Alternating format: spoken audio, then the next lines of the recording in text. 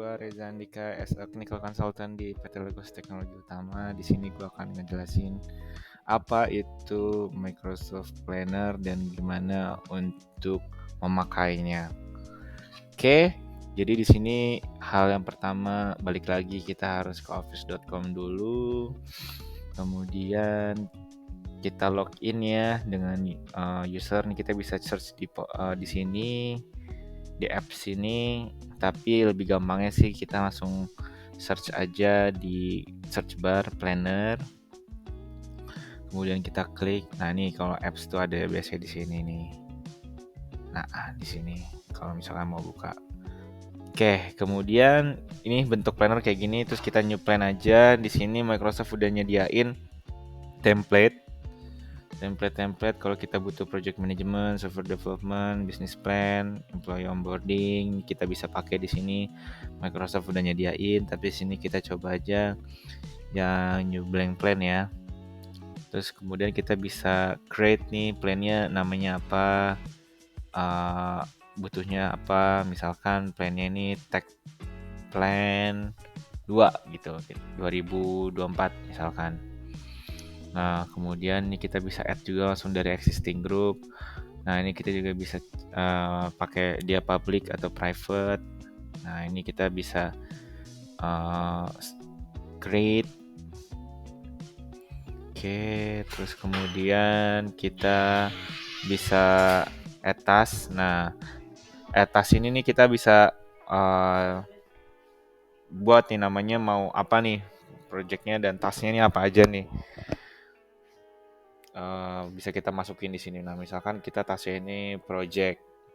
Nah, project 1 lah misalkan. Terus kita bisa set due date-nya.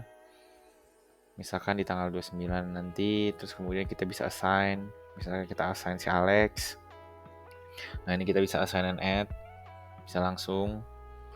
Nah, ini bisa ke add task. Nah, itu udah kelihatan tuh. Nah, ini kita bisa nambahin member juga nih. Ini Alex nih udah jadi member nih karena tadi kita add. Nah, ini kita coba si Debra kita add di planning ini nih. Terus kemudian si Diego juga kita add juga di plan ini. Nah, terus habis itu kalau udah ada orangnya semua, kita bisa nih untuk nge-labelin nih. Nah, label ini nih kita bisa biar lebih terlihat gitu loh. Misalkan nah ini banyak nih warnanya nih, kita bisa coba-coba untuk nge-labelinnya. Misalkan nih kita coba labelnya red, terus kemudian kita ubah nih labelnya, misalkan tag project. Nah, Q1. Nah, misalkan si yang ada red tag-nya ini Q1 gitu. Nah, terus kemudian kita ini priority-nya bisa kita ubah nih. Apakah dia low, urgent, important, apa cuman medium. Ini kita bisa ubah nih priority-nya di sini. Misalkan ini urgent. Nah, terus ini juga bisa repeat jadi lika, weekly kah, atau monthly kah. Ini juga bisa kita buat juga ya di sini gitu. Terus kemudian juga kita bisa take a notes ya di sini. Misalkan harap diselesaikan gitu sesuai plan awal. Nah, ini kita bisa take a notes, terus kita bisa juga bikin checklist. Kita bikin checklist misalkan PO di kapan gitu. Nanti berjalannya kapan, terus bisa juga tuh nanti bisa di checklist nih, misalkan PO udah terus kita checklist gitu.